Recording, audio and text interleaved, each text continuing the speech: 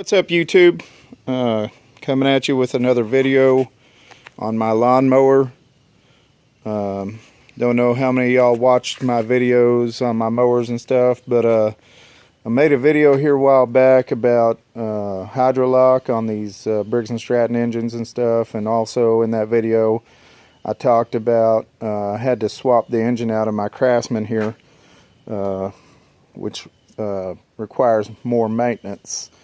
What I was talking about in that video, which I'm going to talk about now, is that I'd swapped out the overhead in this for a flathead motor, and then have since had to swap back over to an overhead valve engine.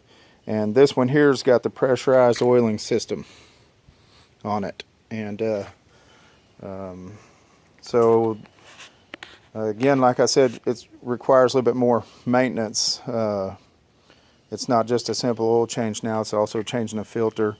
Also, again, like I said in that other video, I've got to adjust my valves once a year. But that's not what this video is about. This video is about, just recently did an oil change on this, and it's about to be fall, about to put the mowers up. And I usually do my oil changes either A, when I first pull them out at the beginning of the season, or B, right at the end of the season, just before I put it up.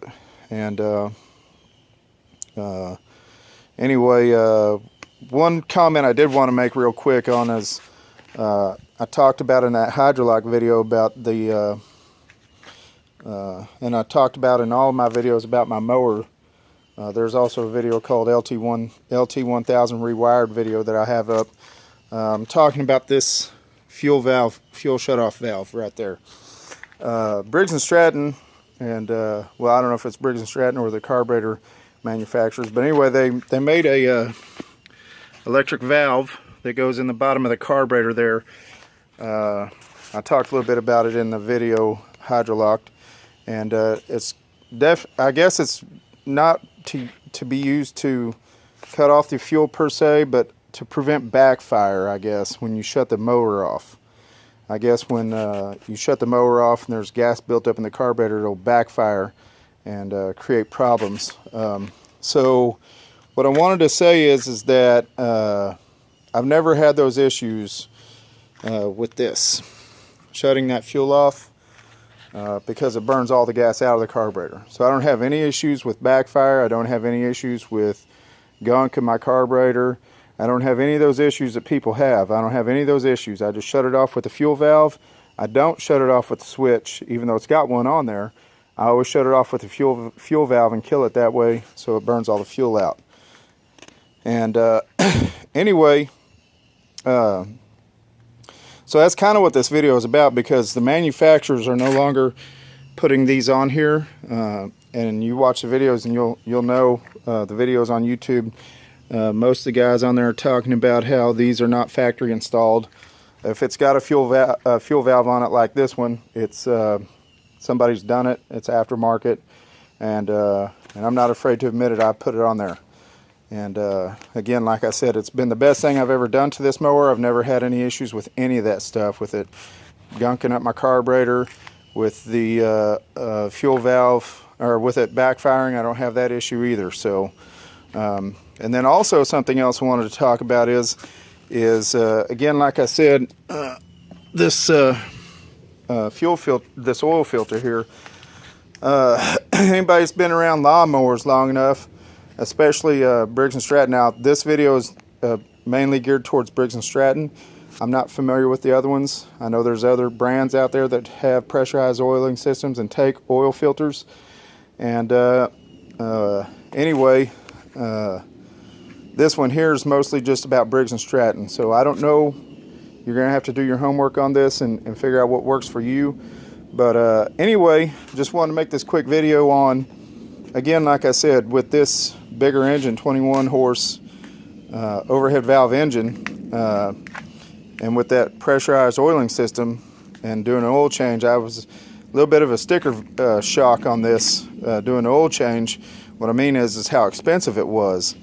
And it wasn't how expensive the oil was, but it was expensive how expensive that oil filter is.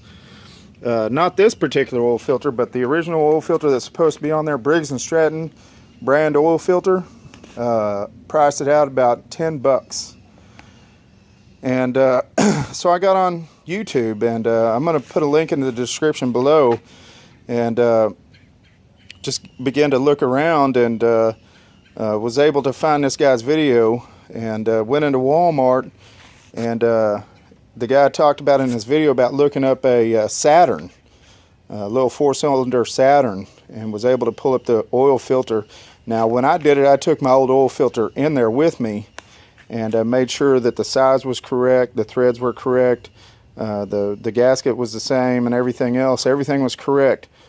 What this is this is a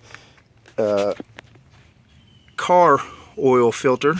I'm going to see if I can get down there, get underneath here. I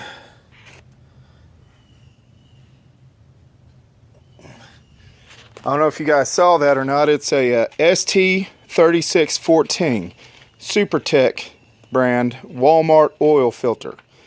Like I said, it's for a Saturn 4-cylinder, but obviously you can tell it's seated up on there. I've already had that on there. Did my first mowing with it, and no leaks, no problems. Just checked my oil. The oil's beautiful. It's at still looks brand new, and also is at the right level, so didn't lose any. And that oil filter there costed me just under $3. So 10 bucks to $3. I think I'd rather spend the $3 than the 10 bucks, 9-10 bucks on a Briggs & Stratton oil filter. Plus that filter there is actually a little bit taller than the Briggs & Stratton oil filter, and this engine now holds right at a quart and a half. Exactly, a quart and a half is what it took to get it at the right level. And anyway, might catch a lot of slack on this, I don't know, and I don't care. If it's made for a car, then it's obviously going to work for a mower. If it can keep a car on the road, then it's going to help keep my mower on the road. So I don't care what anybody says. I just figured I'd make this video real quick to show you guys, if you're looking for ways to save money. It seems to be that's the biggest thing people have issues with when it comes to mowers, is maintaining them and keeping regular maintenance on them like a car. So figured I'd put this video out there and show y'all what I've done, and I also put a link in the description below of the video that helped me. Now one thing I will say is that because it's a bigger filter, you're going to want to check things like clearances. I noticed that, like on mine, when I shut the hood, you know, it's pretty close to the hood, but I still got plenty of room, so I don't have to worry about it hitting the hood. But again, your mower might be different, your hood might be different, your engine might be different, so be mindful of that. And but again, you know, just figured I'd make this video, and like I said, it's from what I was told, all Briggs & Stratton takes the same size oil filter, and so we went ahead and bought two. This is my son's riding mower, Craftsman, 24 horse, 2-cylinder, and see right there, it's got the same oil filter on it. ST3614 Walmart oil filter. So again, guys, just thought I'd make this quick video. You know, oil is what it is, but as far as the filters are concerned, I think Briggs & Stratton's just a little bit ridiculous on their prices. And you know, they make automotive oil filters to do the same, if not better, than mower oil filters. So anyway, guys, just figured I would put this out there. I will say also that I always do, again, like I said, and I always do my oil changes once a year at least. If you're one of those commercial guys who that's what you do for a living, is cut grass, then you probably need to do yours, you know, depending on how many hours you put on your equipment.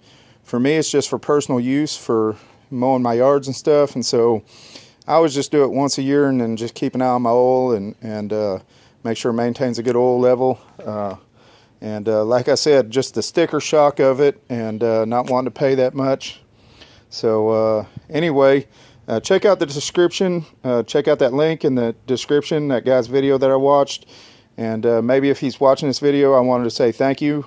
Big shout out to you, and helping me save money. And I'm definitely, when I go to put a new spark plug in this mower, I'm going to do that same thing also. So right now it's got a good one, runs good, mows good, so I don't have to worry about it. But when I do go to do that, I'm going to be watching your video again. So thank you guys for watching. Comment, subscribe, and like. Thank you.